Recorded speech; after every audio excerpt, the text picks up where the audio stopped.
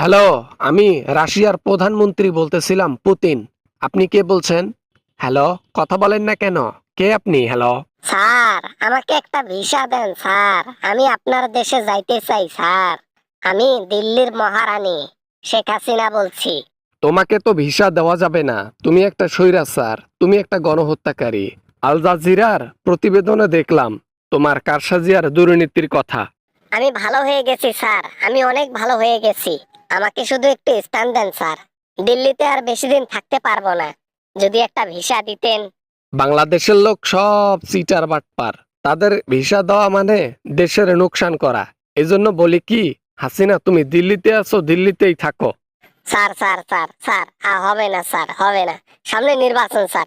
দিল্লিতে যদি মোদি ক্ষমতা হারায়, দিল্লিতে থাকতে পারবো না স্যার। একটা ভিসা স্যার, একটা ভিসা। তোমাদের মতো লোকদেরকে আজকে ভিসা দেব, কালকে দেশের মধ্যে আসবে, এসে তার পরের দিনই নির্বাচন করে মন্ত্রিত্ব চাইবে, দেশের পিছন মারবে, চিনি তো। না স্যার, না স্যার, আমি সাধারণ জীবন যাপন করব। দরকার হইলে ফকিন্নির লিবাসে ঘুরবো। রাশিয়ার মধ্যে গিয়ে তা মন্ত্রিত্ব চাবো না। স্যার ভয় পাবেন না স্যার, আমি সিটার নই। আপনার মতো লোক বহুরূপী হয়। আপনাকে তো দেখা চেনা সবকিছু নিউজের মাধ্যমে। তাতে যা বুঝলাম, আপনার মতো সিটার বাংলাদেশে আর এক পিস নাই, বুঝছেন? স্যার আমি সিটার নই। দেশের জন্য অনেক উন্নয়ন করছি। তাও আমাকে মানুষেরা পিছনে লাঠি দিয়ে দিল্লিতে পাঠাই দিচ্ছে। এখানে আমার কোনো দোষ নাই স্যার। আল জাজিরার প্রতিবেদনে দেখলাম হাজার হাজার মানুষকে হত্যা করছো, হাজার হাজার স্টুডেন্টকে নিহত করছো, আর তুমি বলতেছো যে তোমার কোনো দোষ নাই। কি রে বাবা, রে বাবা, পুতিন দেখি সব খবরই জানে। বাংলাদেশের এক একটা খবর দেখি ওর মুখস্থ। বাবা না, মানে হ্যালো স্যার, শুনতেছেন? হ্যালো। হ্যাঁ শুনতেছি, কিন্তু আর কথা বলবো না।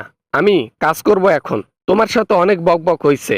তোমার সাথে ফাও পেশাল পাড়ার চাইতে কাজ করাই ভালো। স্যার দরকার পড়লে আপনাকে $1 বিলিয়ন দেব। তারপরও আমাকে স্থান দেন স্যার। স্যার আমার কাছে টাকা পয়সার অভাব নেই। চাইলে আমি দিতে পারি আর কি। ওই টাকা তো সব জনগণের, সব আত্মসাৎ কইরা দিল্লিতে পালাইয়াছ। সেই টাকা আমাকে দিবা? তুমি সিটার জন্য কি মানুষকেও সিটার ভাবো নাকি, হাসিনা? স্যার তাইলে কি আমাকে ভিসা দেবেন না? ভিসা একটা দরকার আমার স্যার। দিল্লি থেকে আমাকে বের করে দেবে এরকম পরিকল্পনা চলছে। আমি কোথায় যাব স্যার? কোথায় যাবা? আমি একটা দেশের কথা বলি, ওই দেশে যাও। যেখানে তোমার যাওয়া দরকার সেখানেই যাও। তাহলে তোমার জীবনটা রক্ষা পাইলেও পাইতে পারে। তাই বলি কি, শুনবা? পৃথিবীর এমন কোনো দেশ নাই যেখানে আমি ফোন করি নাই। এমন কোনো দেশ নাই, এমন কোনো প্রধানমন্ত্রী নাই যার কাছে আমি ফোন করে এরকম হাত পা ধরি নাই। আপনি কোন দেশের কথা বলেন? কেন বাংলাদেশ? বাংলাদেশে যাও, ওখানে তো তোমার জন্য ফ্রি, একদম ভিসাও লাগবে না। ডিরেক্ট তোমাকে 14 শিখের ভিতরে ঢুকাই দিবে।